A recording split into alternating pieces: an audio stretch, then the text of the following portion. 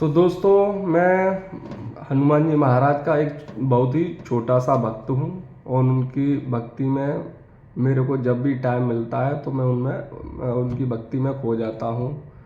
और उनकी भक्ति से ही संबंधित आज मैं एक प्रसंग सुनाने जा रहा हूँ, जिससे आपका भी उनका भक्ति के प्रति बहुत ही विश्वास बढ़ेगा और आप भी उनकी ओर अग्रसर होगे। तो दोस्तों, आप लोग जानते हो कि हनुमान जी महाराज कलयुग में सबसे जागृत देवता और भगवान के रूप में जाने जाते हैं। किसी और भगवान या देवता की पूजा करने पर उनमें उनकी शक्ति जागृत होने में समय लगता है, लेकिन अगर हनुमान जी की बात करी जाए तो एक हनुमान जी महाराज ऐसे देव हैं जो तुरंत ही आपको जिस मनोकामना से आप उनका पूजा अर्चन करोगे वो मनोकामना पूर्ण होने में ज़्यादातर समय नहीं लगाते हैं।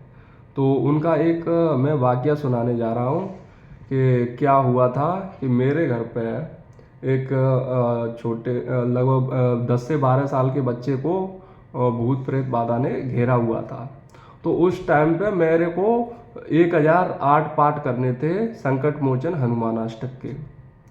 तो उसी टाइम पे जब मैं इन पाठों को करते करते जब मेरे पाठों की संख्या लगभग 800 से 900 के बीच में कंप्लीट हो गई थी, तो उसी समय पर इस बच्चे को भूत प्रेत के माध्यम से जकड़ा गया था। तो उस समय पर मैं भी इस बच्चे के पास था और नित्य प्रतिदिन पाठ कर रहा था। तो मैंने देखा कि उस बच्चे को बहुत ही प्रताड़ित किया जा रहा था उस समय इन भूत प्रेत के माध्यम से, और मैं इस वाकया को देख रहा था और कुछ भी नहीं कर पा रहा था। तो उस टाइम पे मेरा दिमाग ख़राब था और मैं 2-4 मिनट इधर उधर घूम रहा था और मैं सोच रहा था कि मैं ऐसा क्या करूं जिससे इस बच्चे का जीवन बचे, ये भूत प्रेतों से इसको मुक्ति मिल जाए।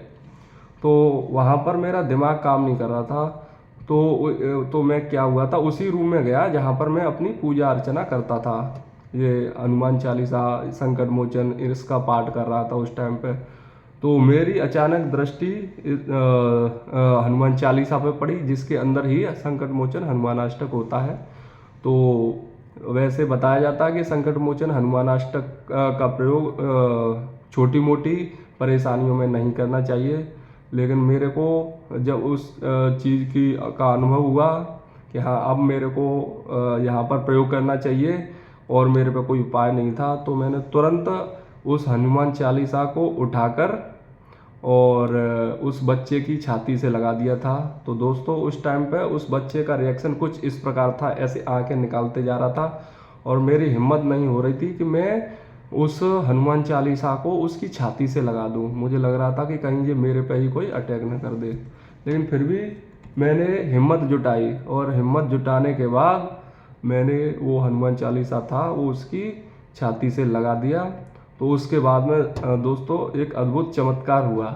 वो चमत्कार ये था कि जैसे ही छाती से हनुमान चालीसा लगाया तो उस बच्चे को भूत प्रेत बाधा ने हमेशा के लिए छोड़ दिया और मेरा जितना भी पुण्य मैंने कमाया था 800-900 पाठ करने के बाद वो मेरा सब उसमें चला गया। लेकिन फिर भी दोस्तों मेरे को खुशी हुई थी और मैं ये देखकर बहुत ही आश्चर्य कर रहा था कि जो हनुमान चालीसा है जिसको लोग मानते हैं वो यूं ही नहीं है, उसके पीछे कुछ न कुछ रीजन है।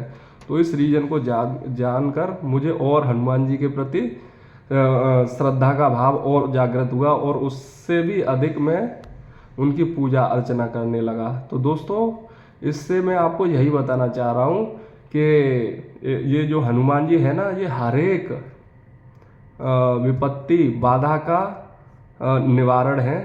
सिर्फ यही एक देव है जो बड़े से बड़े संकट को टाल सकते हैं। उसको टालने के लिए ये संकट मोचन हनुमानाष्टक जो पाठ है ये ब्रह्मास्त्र की तरह काम करता है और इसको बहुत ही अधिक परेशानियों में आप स्टार्ट करिए और इसका लाभ लीजिए। थैंक यू दोस्तों, धन्यवाद, राम राम।